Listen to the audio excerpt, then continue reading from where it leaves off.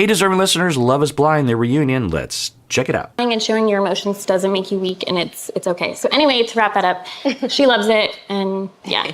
Amazing. Thank you, Jess. Thank you, Chelsea. Thank you. Gigi, you have the next question. This is for Johnny and Amy. It says, I'm confused. Were condoms not an option? Yeah. It's been a while since I saw those scenes. I think what Johnny will say is that he is particularly paranoid, or he doesn't even want to take a 1% or 3% risk or whatever. Given his life, given, I think, what he would say, I don't know if he would want to say this on camera, but that he might believe strongly that his parents were not responsible with planning pregnancies, and thus it caused the financial troubles that affected the kids that were in the family, maybe even causing a lot of fighting, which does happen. That's a statistic that with economic difficulties, parents are less likely to be happy in the marriage and less likely to stay together. Clearly, I'm the poster child for birth control. Yes, condoms were always an option. I think the big thing that I really want to point out is that I didn't really know too much about the whole topic of birth control at all until... Wait, is he saying that, yeah, condoms were an option, but I wasn't really going to use condoms?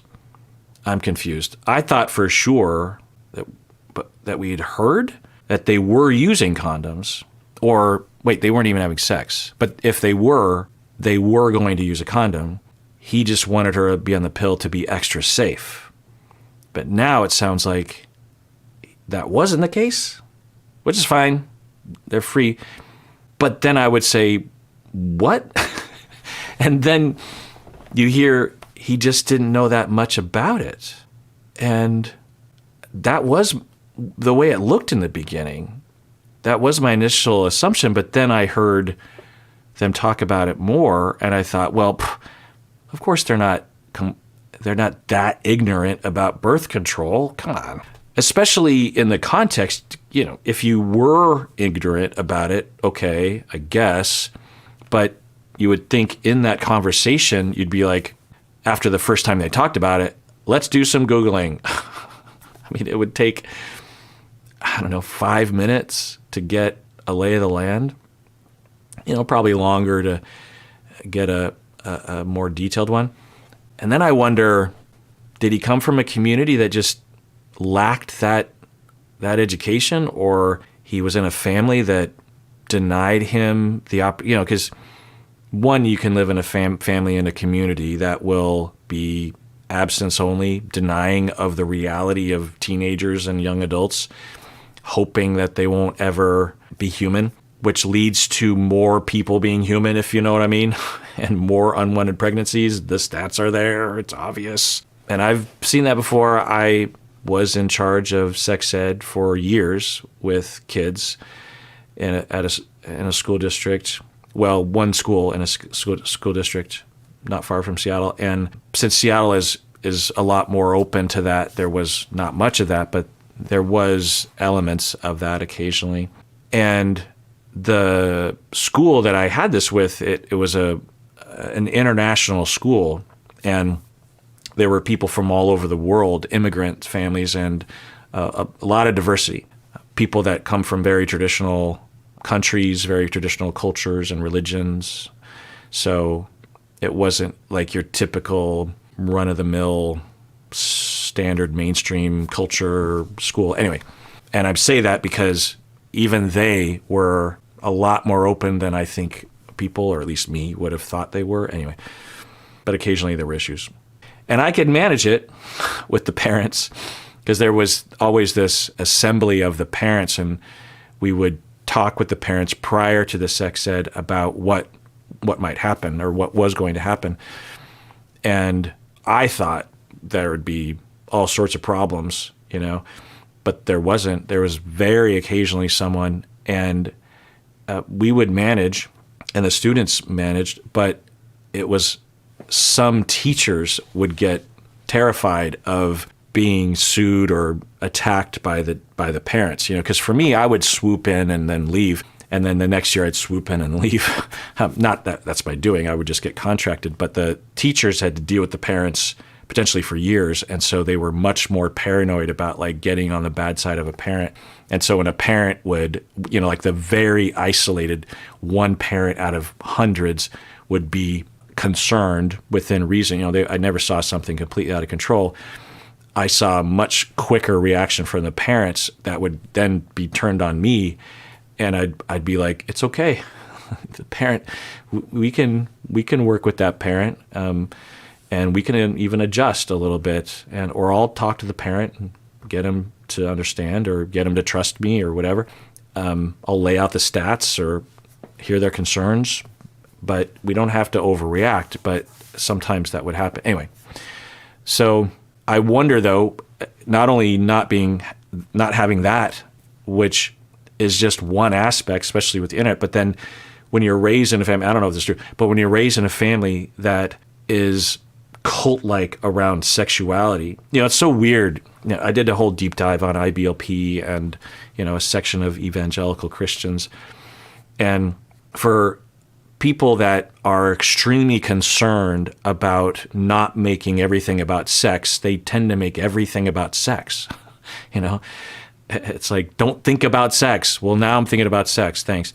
And from day one, children, you're teaching, of course, I'm talking about the more severe IBLP, the Duggars, this kind of stuff. And you get what you get, Josh Duggar being one. I mean, I'm not saying that's the cause, but could be a factor. Anyway, what you end up doing is you get inside their head, you cultivize their head such that even when they're not home or they move out of the house, they still are indoctrinated into this mindset that that's the devil, is even to think about birth control or sexuality or sex for enjoyment rather than procreation. And you can have a grown man like Johnny, how old is he? He's 27 during the show, 28 now probably, who has even cut himself off from that information.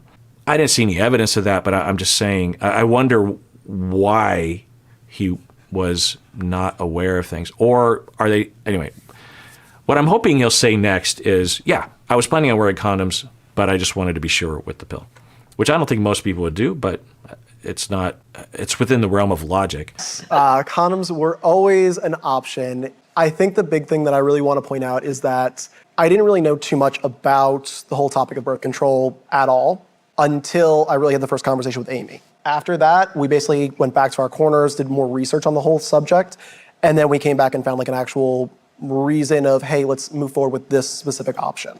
Okay, it sounds like maybe after the show, they decided on an option.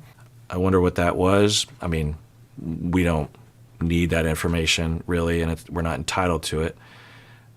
But if I were there, I would say, how ignorant were you and why were you ignorant about it? Because it wasn't something that I was thinking about constantly. And there were continuous conversations too. So he just, I think, answered. Let's rewind. Did more research on the whole subject, and then we came back and found like an actual reason of, hey, let's move forward with this specific option.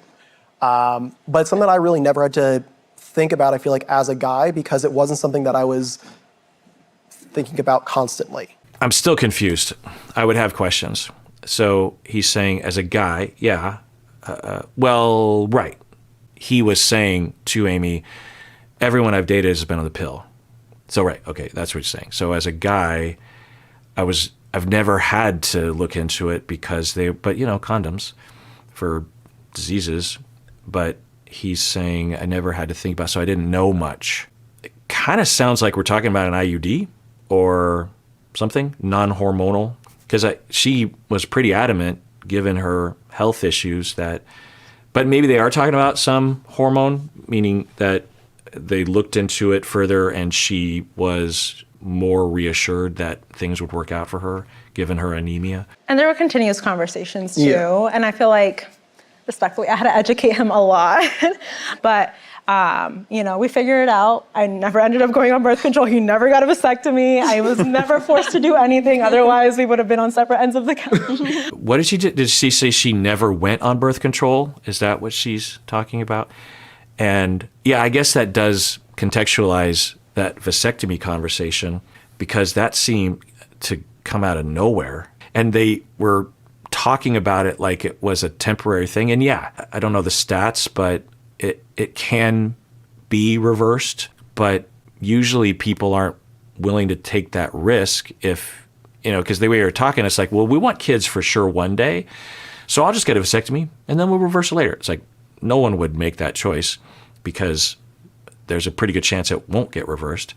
I don't know if that means that you can never extract sperm anyway, because the testes continue to make sperm, so you could potentially extract them another way, and then through in vitro. Anyway, I'm going to Google that. Actually, I'm curious. Yeah, a brief Googling indicates that is possible. It seemed logical. It was, so it seems like it is. It doesn't seem like it's for sure, of course, but anyway. But yeah, that does make sense, that the way they were talking about vasectomies, that later he would conclude that at least he didn't know much about the whole topic. We figured it out. I never ended up going on birth control. He never got a vasectomy. Yeah, she's saying, I never ended up going on birth control. We don't need to know which one it is, but it wasn't hormonal. So, because I guess it is kind of relevant, because if she ended up finding out that her worries were not justified, then with further education, she would have learned, I guess I had heard things that were wrong or something. But it sounds like that was still a concern, and it is. I talked about it then. It's not something that is innocuous in the body. I mean, it's these hormones they have an effect. For most people, don't listen to me, listen to your doctor. Anyway. So I guess on the table, you have condoms and IUDs, I suppose sponges,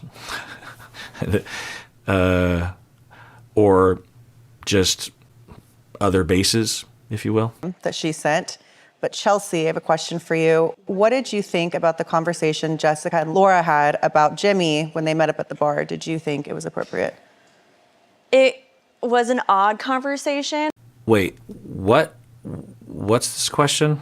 I think I need to look at the subtitle. What do you think about the conversation Jessica and Laura had? Kind of edited that, but what do you think the conversation that Jessica and Laura... Oh, I see, right.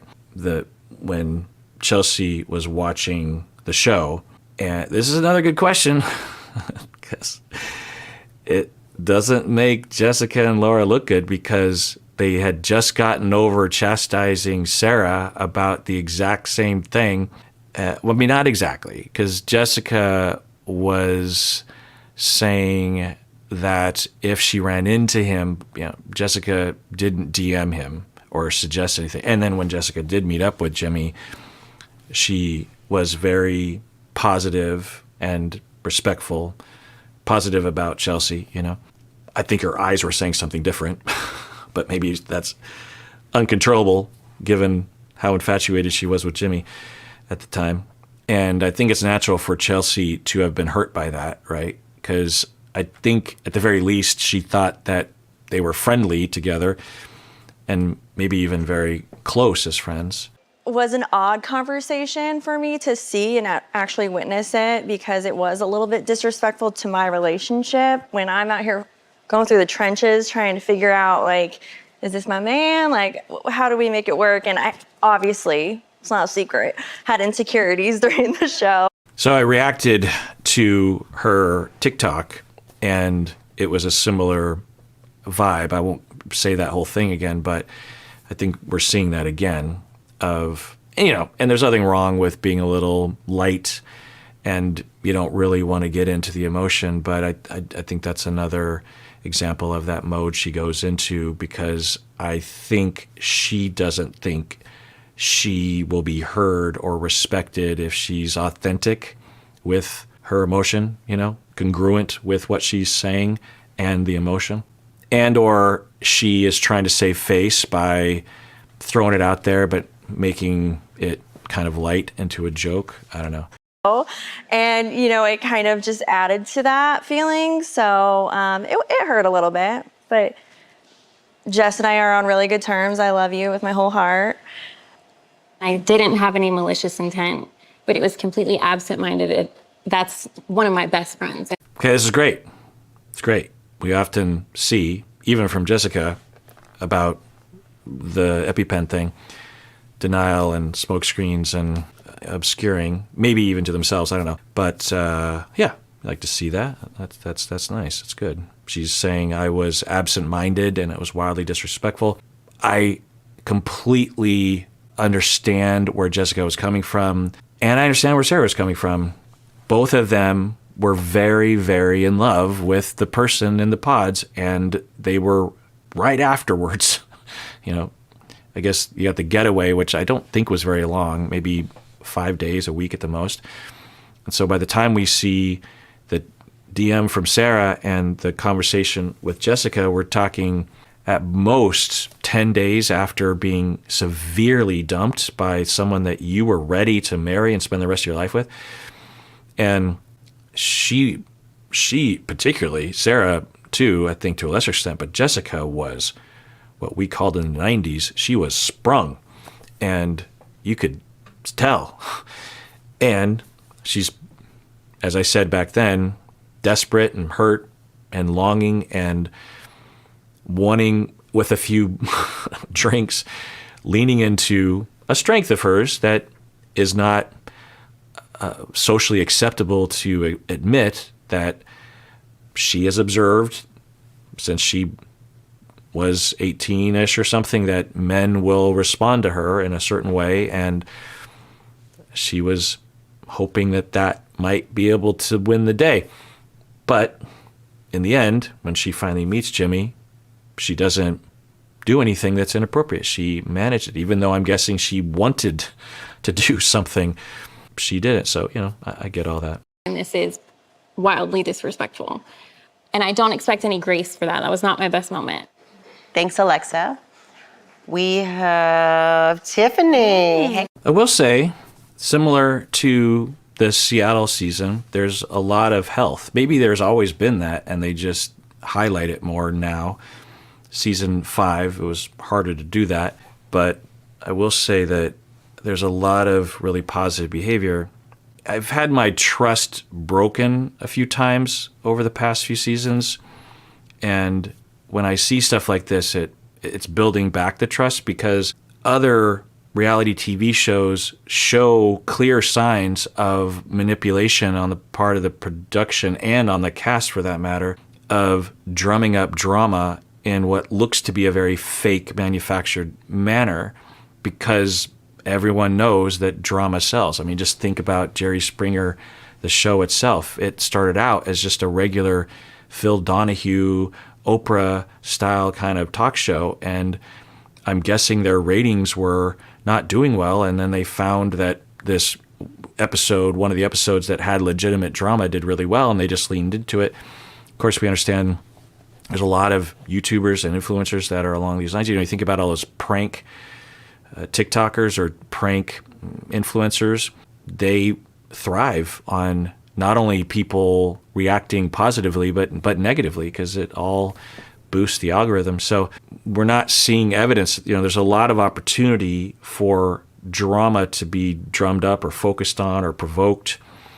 And with so much positivity, like reunions for 90 Day Fiancé, there are times when it kind of looks like someone was either coached or they are desperate to be hired on another season. And so they come out of the gate at the reunion with this really bizarre presentation of targeting another person and making up reason to fight with them. And it's incongruent with the rest of the room. And you're just like, what's going on up that person's butt regarding that cat? Why does that person all of a sudden they hate that person? And so, I don't know. I can never know, because I'm sure that there's an influence somewhere, either from within or from without, that will say, how do we get the moment where they're getting in each other's faces and screaming at each other and accusing things? And swearing and that, how do we do that? Now, do they think about that? Yes. And did they do that? Yes. They went after Sarah and Jeremy right away, and probably knew that was going to be a little heated. But overall, how many times on 90 Day Fiancé would we see a reunion in which you have that conversation between Clay and Brett? When I first watched this show, it surprised me the first season because I hadn't watched reality TV very much, and I had an idea of what it was. And when I was watching it, I thought, oh, this feels different than my stereotype. And I think it is different than a lot of other shows in that way. Is it all real? No. Is some of it scripted? Clearly, yes. Is the edit sometimes lying and completely like deceptive and just making shit up, like about Jackie? Yes. But I don't know. I can't be entertained by a show that I don't trust. Also, if I'm going to be able to say anything about it, I got to at least have something that could be real to grab onto. Girl, Yes. you have the next question. Sarah Ann. So, does Jeremy share his location with you? He does. He does. And he does that willingly. So, Apparently that's my thing. Okay, it's interesting. I mean, you could still be a bad partner. And, that can mean a lot of different things. You can, me and my wife share location, and it's not to make sure we're not cheating on each other. It's just sometimes, like I'll be in my office making content and she doesn't want to bother me. I'm always like, hey, feel free. You can interrupt me. My yammering is never that important. But she tends to just not want to interfere. And so she'll go places. Now, she'll text me. Anyway, there's sometimes either one of us is like, where is that person? And you look at or I thought they'd be home by now. And then, you can sort of see. Plus, sometimes my wife will travel for modeling gigs, and I'll be kind of worried about her driving in the middle of the night on the way home on back highways and stuff. And so it's just kind of nice to be able to see that. So now I'm not saying you're supposed to be that way for sure, but, I can imagine it being a lot easier for families. It's just like, give kids more freedom, right? They can hang out down the street and parents always basically know where you're at. Now, of course, it can be very invasive. It depends on how it's used. Some people don't want constant tabs on them. They also don't want Google knowing where they're at all times. All right, well, that does it for that episode. Everyone out there, please, I want to remind you to take care of yourself, truly. Think about yourself. Take care of yourself.